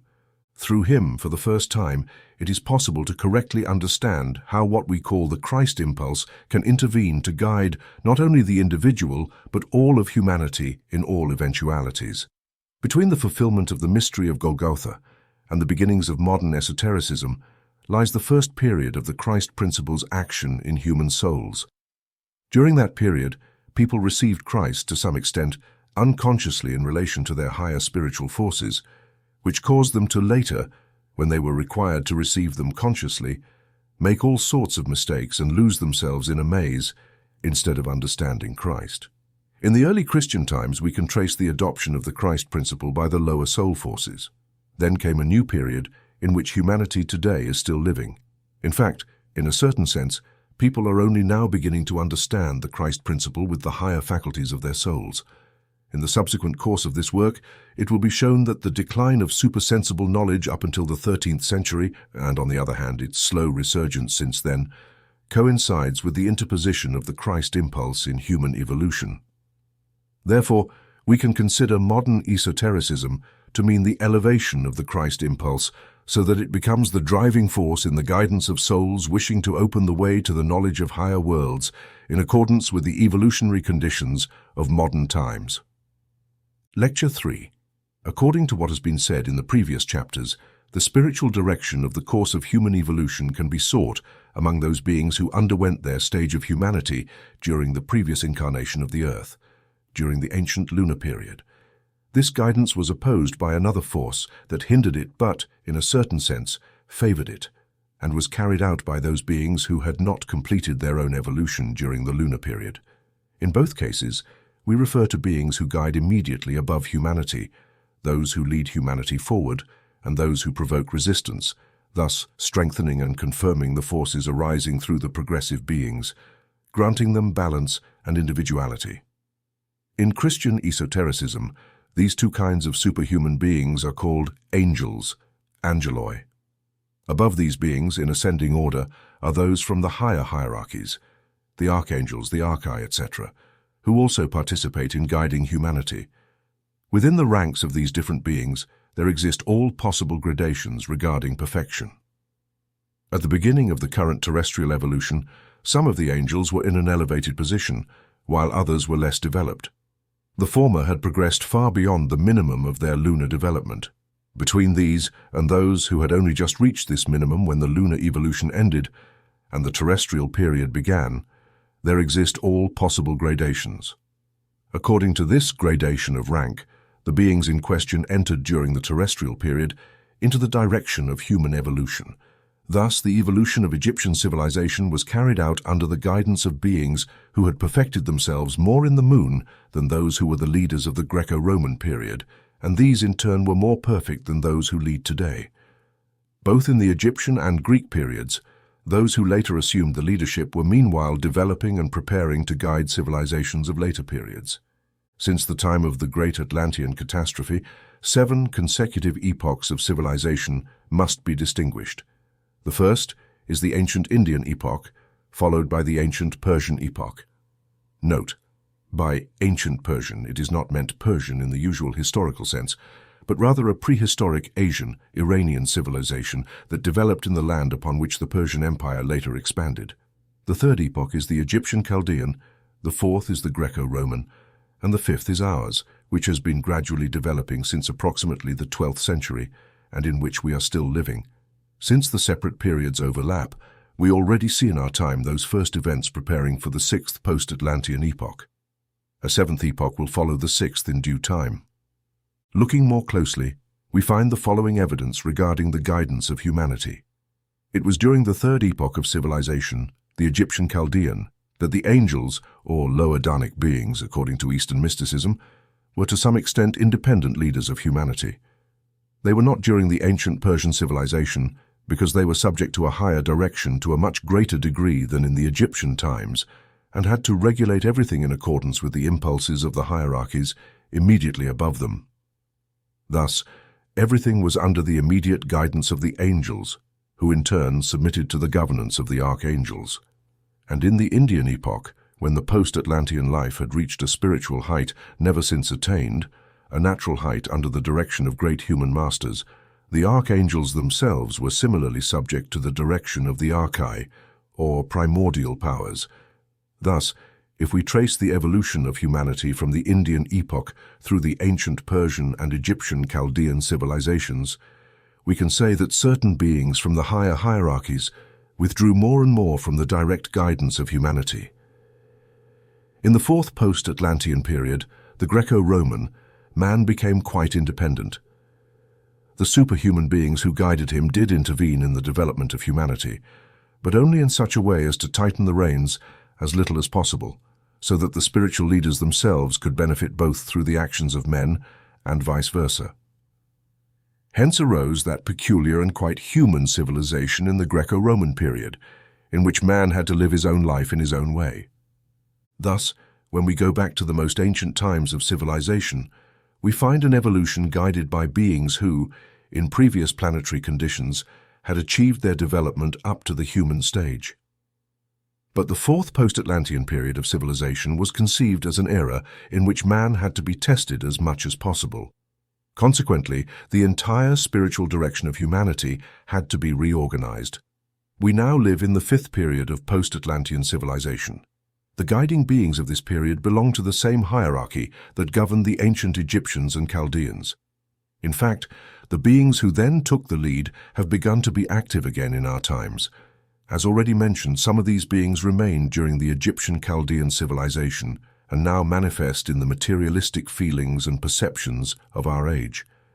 Now, the progress made by the two classes of angels or lower Danic beings, the class that leads humanity forward, and the one that obstructs it, was that they were able to be leaders among the Egyptians and Chaldeans. They achieved this by means of the qualities they had acquired in primordial times and had further developed through their work as leaders. The progressive angels are intervening to guide the fifth post-Atlantean civilization through abilities they themselves gained during the third or Egyptian-Chaldean civilization. Through the progress they make, they are acquiring very special abilities for themselves as they are preparing to receive the influx of forces emanating from the most important being in all Earth's evolution. The power of Christ is working within them, for that power operates not only in the physical world through Jesus of Nazareth, but also in the spiritual worlds upon superhuman beings. Christ exists not only for the earth, but also for these beings. The beings who guided the ancient Egyptian-Chaldean civilization were not under the direction of Christ. Only since that period have they placed themselves under his guidance. Their progress consists in following him in the higher worlds, so that they can guide our fifth period of post-Atlantean civilization in accordance with his influence. Those beings who act as obstructive powers remain behind because they did not place themselves under the direction of Christ. Therefore, they continue to work independently of him. Increasingly in human evolution, a materialistic movement will become evident under the direction of these backward Egyptian-Chaldean spirits. This movement will have a materialistic character, and most of contemporary science is under their influence. For example, there are people today who claim that our Earth, in its final essence, consists of atoms. Who instills this thought in the minds of men? It is the superhuman angelic beings who remained during the Egyptian-Chaldean period. But alongside this movement, another one is emerging, one that aims at the eventual discovery of the Christ principle by humans in everything they do. Now, what will those beings who reached their goal in the ancient Egyptian-Chaldean sphere of civilization teach, and who then learn to know Christ? They will be able to instill in humans other thoughts than those who assert that only material atoms exist. They will teach that even the smallest particle in the world is impregnated with the Spirit of Christ. And as strange as it may seem, in the future there will be chemists and physicists who will not teach chemistry and physics as they are taught now under the influence of the backward Egyptian-Chaldean spirits, but they will teach that matter is built the way Christ gradually ordered it. It is a spiritual chemistry and a spiritual physics that will come in the future. Today, such a claim may seem fanciful or worse to many people, but often the sense of the future seems like madness to the past. The factors involved in the evolution of human civilization are there for the observant eye. But this observer will be well aware of the objections that, with apparent justice, may be raised against such supposed madness from the modern scientific or philosophical point of view. From such hypotheses, we can understand the advantage that the superhuman guiding beings have over humans. Humanity came to know Christ in the fourth civilization period of post-Atlantean times. In the course of this civilization, the Christ event found its place in evolution, and it was then that humanity learned to know Christ. The superhuman guiding beings, however, learned to know him during the Egyptian Chaldean times and worked their way toward him. Then, during the Greco-Roman civilization, they had to leave man to his own devices, only later to re-enter the sphere of human evolution. And if today anthroposophy is cultivated, it constitutes the recognition of the fact that the superhuman beings who once guided humanity now continue their task as leaders in such a way that they themselves are under the direct guidance of Christ. The same happens with other beings. In the ancient Persian age, the leadership of humanity was assigned to the archangels. They placed themselves under Christ's direction before the beings of the immediately lower rank. Regarding Zoroaster, it can be said that, pointing to the sun, he addressed his followers and his people with words like these: "In the sun lives the great spirit Ahura Mazda, who one day will come down to earth." For the beings from the archangelic realm who guided Zoroaster pointed to the great leader Sun, who at that time had not yet descended to earth, but had only begun his journey there to later enter directly into Earth's evolution. And the guiding beings who led the great teachers of the Indians also pointed them to the future Christ. For it is a mistake to think that these teachers did not have prior knowledge of Christ. They said he was beyond their sphere and that they could not reach him. Just as now, in our fifth period of civilization, it is the angels who bring Christ into our spiritual evolution, the sixth period of civilization will be led by beings from the archangel ranks who guided the ancient Persian civilization. And the spirits of personality, the primordial powers or archai who led humanity during the ancient Indian period, will have to guide humanity in the seventh period of civilization. In the Greco-Roman period, Christ descended from the heights of the spiritual world and revealed himself in the physical body of Jesus of Nazareth. Then he descended into the physical world. It will be possible to find him in the world immediately superior to ours when humanity has matured sufficiently. In the future, it will not be possible to find him in the physical world, but only in the world immediately above it, because human beings will not remain the same. Once matured, they will find Christ in the spiritual world, as Paul found him in his experience on the road to Damascus, an event that prophetically prefigured the future means of finding Christ. And since today the same great teachers who once guided humanity through the Egyptian civilization are working, it will be these same teachers in the 20th century who will lead humanity to contemplate Christ as Paul did. They will show humanity how Christ not only acts upon the earth, but also how he spiritualizes the entire solar system. And those who will be the reincarnated holy teachers of India in the seventh period of civilization will proclaim the spirit that was prefigured by the indivisible Brahman. To such teaching, however, the correct content and meaning can only be given through Christ as the great, immense Spirit, of whom these teachers used to say that he hovered over their sphere. Thus humanity will be led step by step into the spiritual world. To speak in this way about Christ, about how he is the head of the higher hierarchies even in the successive worlds, is to teach the science that, under the sign of the Rosy Cross, has endured in our civilization since the 12th and 13th centuries.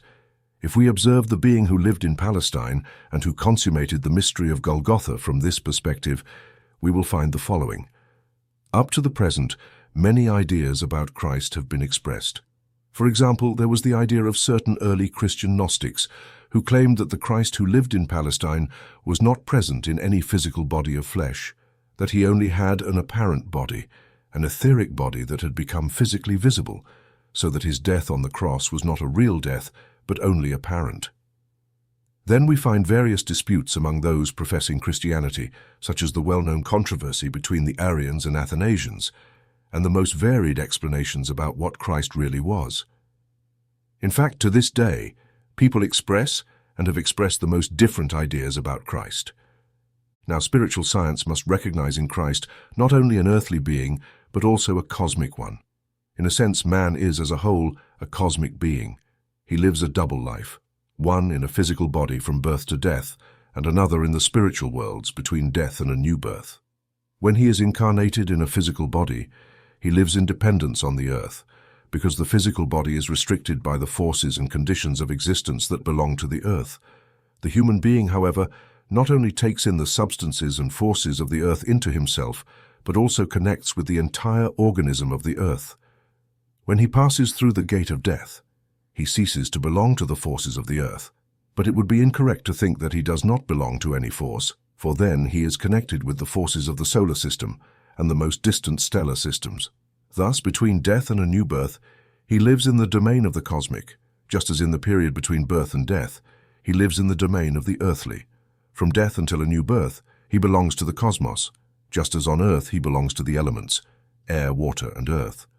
Consequently, while he passes through a life between death and a new birth, he enters the region of cosmic influences. For the planets not only send the physical forces that astronomy teaches, such as gravitation and others, but also spiritual forces. With these spiritual forces from the cosmos, man is connected, each person in a special way according to their own individuality.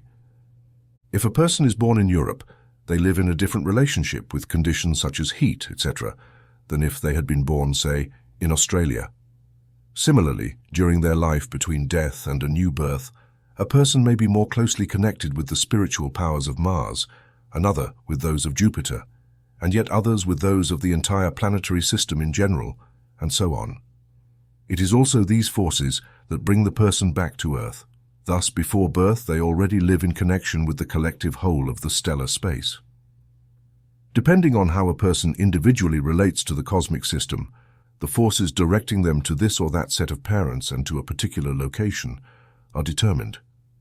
The impulse, the inclination to incarnate here or there in such and such a family, in such and such a village, at such and such a time, depends on how the individual was organically connected with the cosmos before birth. In the past, in the territory where the German language was spoken, there was a particularly fitting expression to indicate a person's entry into the world through birth. When a person was born, it was said that they had become young, jung geworden, in this or that place. This is an unconscious reference to the fact that, during the time between death and a new birth, the human being is still subject in principle to the forces that made them old in a previous incarnation, but that before birth, forces that make them young again appear in their place. Thus Goethe, in Faust, still uses the expression becoming young in Neberland. Neberland is the ancient name for medieval Germany. The truth underlying the making of a horoscope is that those who understand these things can read the forces that determine the physical existence of a person. A person is assigned a certain horoscope because it expresses the forces that have brought them into existence. For example, if Mars is positioned in Aries, the ram, in the horoscope, this means that certain forces of Aries are not allowed to pass through Mars and are weakened. This is how a person is placed in their rightful place in physical existence, and it is according to their horoscope that they are guided before entering earthly existence. This subject, which in our time seems so fortuitous, should not be addressed without drawing our attention to the fact that almost everything practiced today in this regard is merely dilettantism. It is pure superstition, and for the outer world the true science of these matters has largely been lost. Therefore, the principles expressed here should not be judged according to what today often exists under the questionable name of astrology. Now, it is the active forces of the stellar world that propel the person into physical incarnation. And when clairvoyant consciousness observes a person, it can perceive in their organization how it has resulted from the cooperation of cosmic forces. We can now attempt to illustrate this hypothetically, but in a way that fully corresponds to clairvoyant observation. If the physical brain of a person were removed and its structure were examined clairvoyantly, so that one could see how certain parts are located in certain places and how they send out appendages, it would be found that the brain of each individual is different from others. No two brains are the same. Furthermore, imagine that this brain could be photographed in its complete structure, so that one would have a kind of hemisphere in which all the details are visible. In a series of such photographs, each would be different according to the brains of the various individuals. And if one were to photograph the brain of a person at the moment of their birth, and then photograph the sky exactly above their place of birth, this latter image would look exactly the same as that of the human brain. Just as certain centers are arranged in this brain, so would the stars be arranged in the photograph of the sky. A person carries within them an image of the sky, and each person has a different image according to where they were born, when, and in what time period. This is an indication that a person is born from the entire cosmos. When we see this clearly, we can begin to imagine how the macrocosm manifests in each individual separately, and from this point, we can reach an understanding of how it manifested in Christ. However, if we imagine Christ after his baptism by John as though the macrocosm had been living in him in the same way it lives in others, we would be mistaken. Let us first consider Jesus of Nazareth. His conditions of existence were quite exceptional. At the beginning of our era, 2 children were born who were given the name Jesus. One came from the line of Nathan of the house of David, the other from the line of Solomon of the same house. These 2 children were not born exactly at the same time, but almost. In the Jesus descended from Solomon, as described in the Gospel of St. Matthew, the same individuality that had previously lived on earth as Zoroaster, Zarathustra, incarnated. Therefore, in this child Jesus, we have the reincarnation of Zoroaster. The individuality of Zoroaster grew in this child until, as St. Matthew says, his 12th year. In that year, Zoroaster left the body of this child and entered the body of the other child Jesus, whom the Gospel of St. Luke describes. As a result of this, the second child became suddenly very different. The parents were astonished when they found him in Jerusalem, in the temple, after the spirit of Zoroaster had entered into him. This is implied when it says that the child, after having been lost and then found again in the temple, spoke in such a way that his parents did not recognize him. They only knew him as the child descended from Nathan, as he had been up until then. But when he began reasoning with the doctors in the temple, he was able to speak as he did because the spirit of Zoroaster had entered into him. Until his 30th year, the spirit of Zoroaster lived in the Jesus descended from Nathan of the house of David. In this body, the spirit matured to an even greater perfection. It must be added here the following observation. Regarding this personality in whom the spirit of Zoroaster now lived, an extraordinary characteristic was that in his astral body, the Buddha radiated his impulses from the spiritual worlds. The Eastern tradition that says the Buddha was born as a bodhisattva and only during his time on earth, at the age of 29, was he elevated to the dignity of Buddha is correct. When the Buddha Gautama was a child, the Indian sage Asita entered the royal palace of his father, Suddhodana, crying. He cried because, as a seer, he knew that the king's son would become Buddha, and because, as an old man, he felt he would not live long enough to see this event. This sage was reincarnated at the time of Jesus of Nazareth.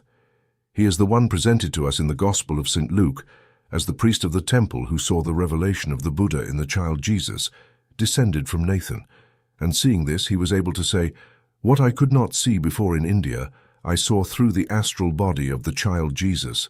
As presented in the Gospel of St. Luke, the Bodhisattva becomes Buddha. All of this was necessary for the body that received the baptism of St. John in the Jordan. At that moment, the individuality of Zoroaster left the triple body, physical, etheric, and astral, of the Jesus who had grown so complicated, so that the spirit of Zoroaster could dwell in him. The reincarnated Zoroaster had to undergo 2 possibilities of development that occurred in the 2 children Jesus. Thus, before the Baptist, the body of Jesus of Nazareth appeared, and in it, from then on, the cosmic individuality of Christ acted. Now, as we have demonstrated in the case of any other human being, the cosmic spiritual laws only act upon him to the extent that they give him a beginning in earthly life. Afterward, in opposition to these laws, others arise from the conditions of earthly evolution. In the case of Christ Jesus, after the baptism of John, only the cosmic spiritual forces continued to act, unaffected by the laws of earthly evolution. Thus, in Palestine, during the time when Jesus of Nazareth walked on earth as Christ Jesus, during the last 3 years of his life, from 30 to 33 years old, the entire being of the cosmic Christ continuously acted upon him, working in him. The Christ was always under the influence of the whole cosmos. He did not take a single step without the cosmic forces acting in him. What took place in Jesus of Nazareth was a continuous fulfillment of the horoscope. For at each moment what happened was what otherwise only occurs at the birth of a person. This could only be so because the entire body of Jesus, descended from Nathan, had remained open to the influence of the total sum of the forces of the cosmic spiritual hierarchies that govern our earth. If in this way the entire spirit of the cosmos worked in Christ Jesus, who, for example, was the one who went to Capernaum, he who walked as a being upon the earth appeared as any other man. However, the forces that acted in him were the cosmic forces coming from the sun and the stars, and these directed his body, and it was always in harmony with the collective being of the entire universe with which the earth is aligned, that all that Christ Jesus did took place. This is why, in the acts of Christ Jesus, there is often a subtle suggestion in the Gospels regarding the relative grouping of the stars at that moment. We read in the Gospel of John how Christ finds his first disciples. It is told, "It was around the 10th hour, because, in this event, the spirit of the entire cosmos found expression in accordance with the appointed time." Such hints are less clear in the other Gospel passages, but those who can truly read the Gospels find them everywhere. From this perspective, miracles should also be judged. Let us take one passage which says, "When the sun set, they brought to him the sick, and he healed them." What does this mean? The evangelist is drawing attention to the fact that this healing was related to the entire position of the constellations, and that, at the given moment, the constellations of all heavens were as they could only be when the sun had set. These forces were the same ones that acted as Christ in Jesus. It was through the presence of Christ that the healing occurred. Only in this way could the sick person expose themselves to the healing forces of the cosmos, which could only act as they did when in the right relationship with time and space. Thus, these forces acted upon the sick person through their representative Christ. But this could only happen during the time of Christ on earth. Only then did such a connection between the cosmic constellations and the powers of the human organism exist, so that, for certain illnesses, healing could intervene when, through the instrumentality of Christ Jesus, the cosmic grouping of those forces could act upon men. A repetition of this relationship in the evolution of the cosmos and the earth is as impossible as a second incarnation of Christ in a human body. Seen in this way, the life of Christ Jesus appears as the earthly expression of a defined connection between the cosmos and the forces of man. The presence of a sick person by Christ means that, through the proximity of Christ, the sick person found themselves in such a relationship with the macrocosm that it could act upon them healingly. Here the viewpoints are emphasized that allow us to discern how humanity's guidance has remained under the influence of Christ. However, the other forces, which had remained in the Egyptian Chaldean times, worked side by side with those impregnated by Christ. This is evident even in the attitude frequently adopted today toward the Gospels. Literary works appear that strive to demonstrate that the Gospels can be understood through an astrological interpretation.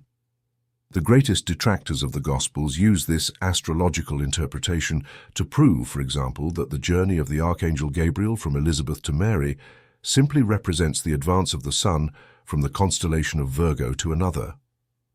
This, in a sense, is correct, except that these thoughts were expressed in this way in our time by beings who had been left behind during the Egyptian Chaldean period. Under such influence, people are led to believe that the Gospels present only allegories, rather than defined cosmic relationships. The truth is that in Christ the entire cosmos is expressed. Therefore, the life of Christ can be expressed by connecting his separate events with the cosmic relationships that act continuously in earthly existence through Christ. A correct understanding of this matter will thus lead to the full recognition that Christ lived on earth. While, if the interpretation were true that the life of Christ, as expressed in the Gospels, is only a matter of constellations treated allegorically, then we would have to conclude that there was no real earthly Christ. If we were to make a comparison, we might think of each human being as represented by a spherical mirror which, if placed, would give images of everything surrounding it. Let us suppose we trace the outline of everything shown in the surroundings with a pencil. Then we could take the mirror and carry the image with us everywhere. This would symbolize the fact that, when a person is born, they carry within them a copy of the cosmos, and then carry with them throughout their life the effect of this image. The mirror, however, could remain intact with the pencil, so that wherever the person went, it would represent the immediate surroundings. In this way, it would always be giving an image of the collective environment. It would be a symbol of Christ, from the baptism of John to the mystery of Golgotha. That which, in the case of any other person, passes into their earthly existence only at birth, flowed into Christ Jesus at all times. And when the mystery of Golgotha was consummated, what had been irradiating from the cosmos passed into the spiritual substance of the earth, and since then has been united with the spirit of the earth. When St. Paul became clairvoyant before Damascus, he was able to recognize that that which had previously been in the cosmos had passed into the spirit of the earth. This can be confirmed by anyone who can bring their soul to such a condition that they can have the same experience that St. Paul had. It is in the 20th century that those who will have the experience of St. Paul regarding the event of Christ in a spiritual manner will first appear. While until now, this event could only be experienced by those who had acquired clairvoyant powers through esoteric training from now on, contemplating Christ in the spiritual sphere surrounding the earth will be possible for the advanced powers of the soul in the course of humanity's natural evolution. This, like a repetition of the experience of the event before Damascus, will be possible for certain people from a certain point in the 20th century. The number of such people will later increase, until in the distant future it will become a natural faculty of the human soul. With Christ's entry into the evolution of the earth, a completely new impulse or direction was given to this evolution. The external facts of history also express this.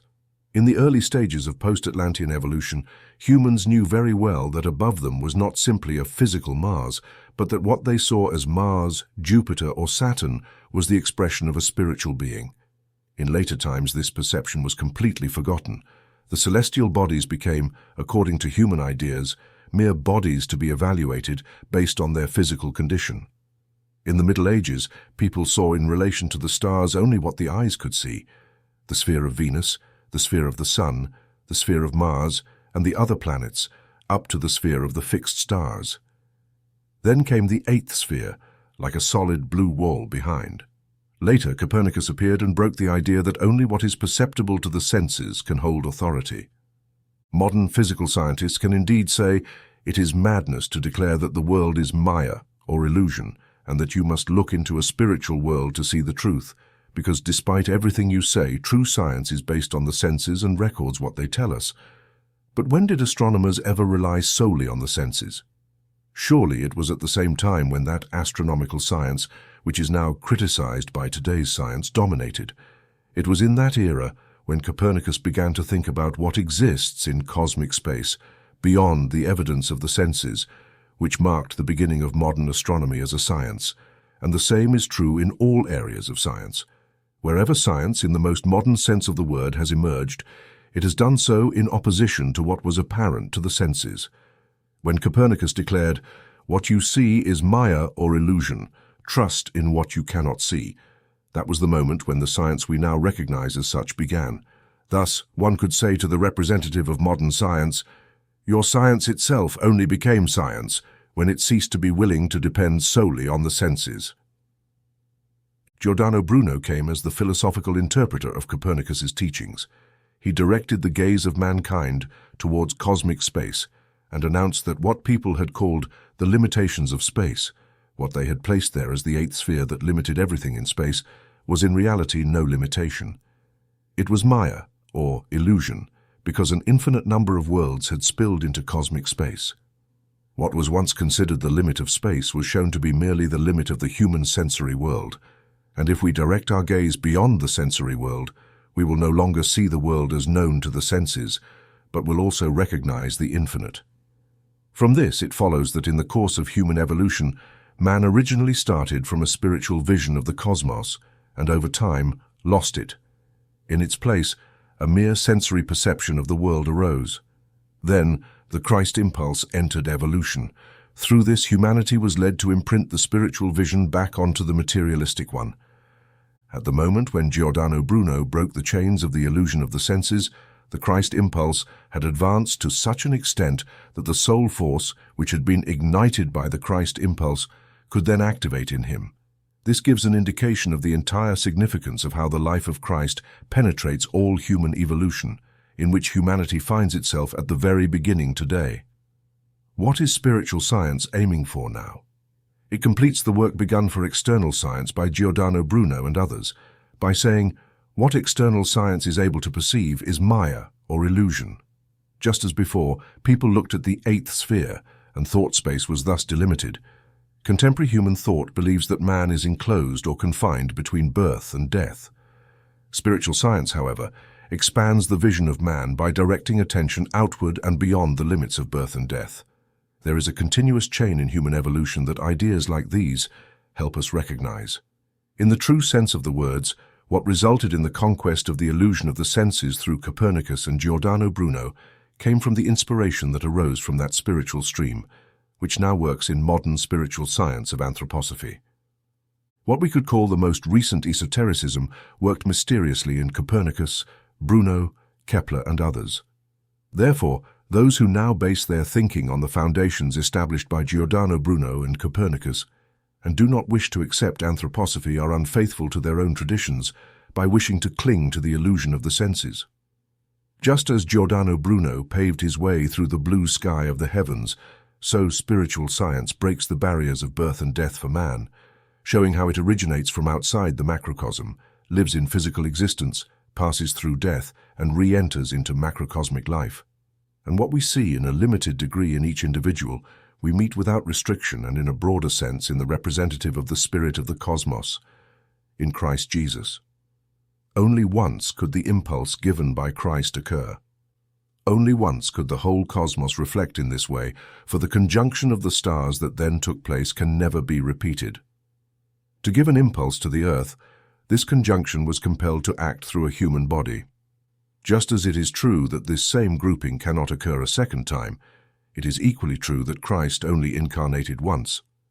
Only if it were not known that Christ is the representative of the entire universe, and only if it were impossible to gain access to this Christ idea, whose elements are given through spiritual science, would it be possible to maintain that Christ could appear more than once on earth. Thus, we see how an idea of Christ emerges from the new spiritual science, revealing to man in a new way his connection with the entire macrocosm. Certainly, to gain true knowledge of Christ, those inspiring forces now being granted by the same superhuman beings who once guided the Egyptian Chaldean period and who are now placed under Christ, are absolutely necessary. A new inspiration of this type is required, an inspiration that the great esoteric teachers of the Middle Ages had prepared since the 13th century, and which, from this moment onward, must become increasingly public. When man, in accordance with the meaning of this science, properly prepares his soul for the knowledge of the spiritual world, he can then hear clairaudiently and see clairvoyantly what the ancient angelic beings of the Chaldeans and Egyptians, who now act again as spiritual leaders under Christ's guidance, reveal. What humanity will truly obtain sometime later could only have been prepared in the early centuries of Christianity and up until our days. Consequently, we can say that in the future, an idea of Christ incomparable in grandeur to all that humanity has recognized until now will live in the hearts of men. What emerged as a first impulse through Christ and has lived as an idea of him until the present, even in the case of the best representatives of the Christ principle, is only a preparation for the true understanding of Christ. It would indeed be strange to reproach those in the West who have expressed the idea of Christ in this way, for not relying on the foundations of Western Christian tradition. But it is very possible because this Western tradition is by no means enough to help us understand the Christ of the near future. From the hypothesis of Western esotericism, we can see how the spiritual direction of humanity gradually leads to what can truly and authentically be called the guidance that comes from the Christ impulse. What is appearing as the new esotericism will slowly flow into the hearts of men, and the spiritual direction of men and humanity will increasingly be consciously seen in this light. We realize that, in the beginning, the Christ principle flowed into the hearts of men because Christ had walked through Palestine in the physical body of Jesus of Nazareth. Because men at that time were gradually surrendering to dependence on the world of the senses, they were able to receive the impulse that corresponded to their perception. Later, That same impulse acted in such a way through the inspiration of the new esotericism that spirits such as Nicholas of Cusa, Copernicus, and Galileo were inspired. Copernicus, for example, was able to make this statement: "What is evident to the senses cannot teach the truth about the solar systems. If we want to find the truth, we must investigate behind the appearances of the senses." At that time, men, even spirits like Giordano Bruno, were not yet mature enough to consciously unite with the new esoteric stream. The spirit of the movement had to work in them unconsciously. However, powerful and magnificent was the announcement of Giordano Bruno. When a human being enters existence through birth, it is something macrocosmic that concentrates itself as a monad.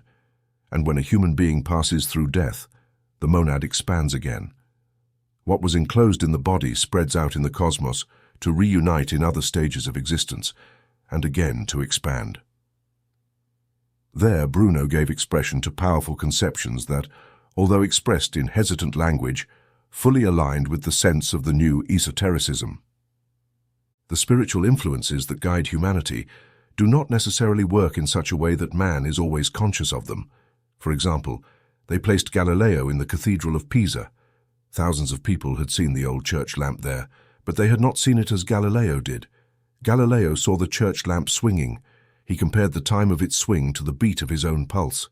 He discovered that the church lamp swung at a regular rhythm similar to his pulse, and from there he discovered the laws of the pendulum in the sense of modern physics.